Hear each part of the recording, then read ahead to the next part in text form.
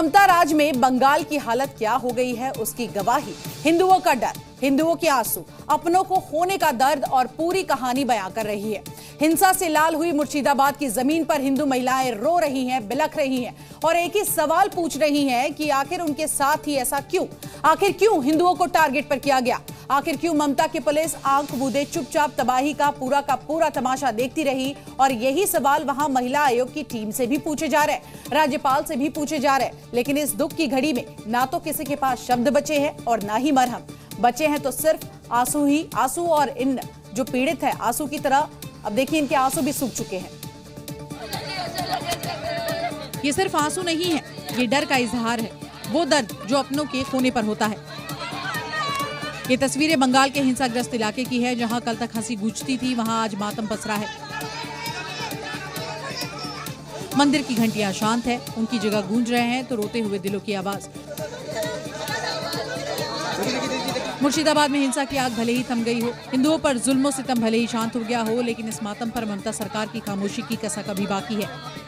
Sir, हम लोग कुछ नहीं चाहते हैं, हम लोग को बीएसएफ कैंप यहाँ पर दिला दीजिए, क्योंकि हम लोग यहाँ पर सुरक्षा चाहते हैं अपने आप के लिए सर, अपने बच्चे के लिए सर, अपने पति के लिए सर, बस हम लोग कुछ नहीं चाहते हैं।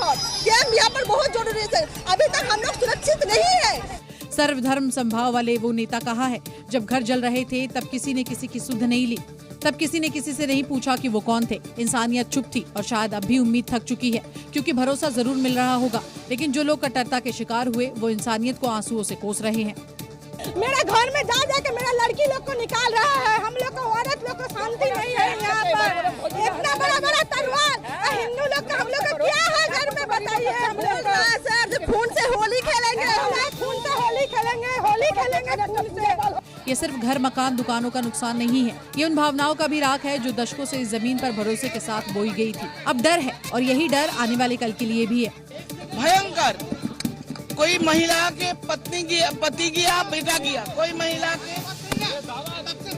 बेटा का किया, सबका ऐसे करके घर से निकाल के खींच के बाहर जाके उनको बुचर के तरह उनको कुपा के कटाया गया। So what they need is, they said we want justice, they will get justice. We want peace, they will have peace. Certainly we will do everything that is possible. Bengal के मुर्शिदाबाद में जो कुछ भी हुआ वो बंगाल की सरकार और इस मातम पर मरहम से दूरी बनाने वाली ममता बनर्जी के लिए कभी मिटाने वाला दाग नहीं है। हिंदुओं की चीख पुकार से तो समझ ही गए होंगे कि पश्चिम बंगाल की हालत बिल्कुल भी ठीक नहीं है। अब हिंदू संगठन यहां पर राष्ट्रपति शासन की मांग पर अडिग है। दिल्ली से उत्तर प्रदेश तक विरोध प्रदर्शन की तस्वीरें सामने आ रही हैं। सड़कों पर उतरे ये लोग बंगाल में राष्ट्रपति शासन चाहते हैं। बंगाल में हो रहे हिंदुओं पर अत्याचार के लिए केंद्र सरकार से गुहार लगा रही हैं। अब नहीं तो कब मुर्शिदाबाद की तस्वीर किसी से छिपी नहीं है। ममता तेरी तानाशाही, ममता तेरी तानाशाही, ममता तेरी तानाशाही।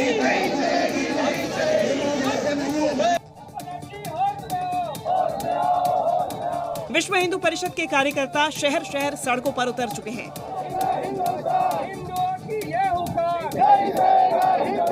दिल्ली से नोएडा तक, मथुरा से अयोध्या तक, पश्चिम बंगाल की ममता सरकार के खिलाफ हिंदू संगठनों का प्रदर्शन तेज हो चुका है। बंगाल में हिंदुओं पर हुए अत्याचार के लिए जिम्मेदार के खिलाफ ठोस कदम उठाने की मांग हो रही है। मुर्शिदाबाद में जो कुछ भी हुआ उसके लिए हिंदू संगठन वहां की ममता सरकार से सवाल पूछ रहा है। हिंदुओं के घरों को हिंसा की आग में झोंकने वालों के खिलाफ एक्शन की जगह तमाशा देखने वाली ममता की पुलिस से सवाल पूछे जा रहे हैं और केंद्र सरकार से एक्शन की मांग हो रही है। ज्ञापन देकर के हमने राष्ट्रपति महोदय से मांग की है कि हम जो है ये देश को अब और आतंकवाद के मुहाने पर नहीं जाने देंगे। हिंदुओं को कहीं भी, चाहे दुनिया के किसी भी कोने में, उसको असुरक्षित नहीं रहने देंगे। देश की सीमा को, सुरक्षा को लेकर के बेहद खतरा है ये सरकार। और मैं कहता हूं कि देखिए, जो खुद ममता ने इस बात को एक्नॉलेज किया कि विदेशी लोग जो आकर के वहां पर मुर्शिदाबाद में हमले किए। हिंदुओं के लिए आवाज देश के हर कोने से उठ रही है और डिमांड अब राष्ट्रपति शासन की है।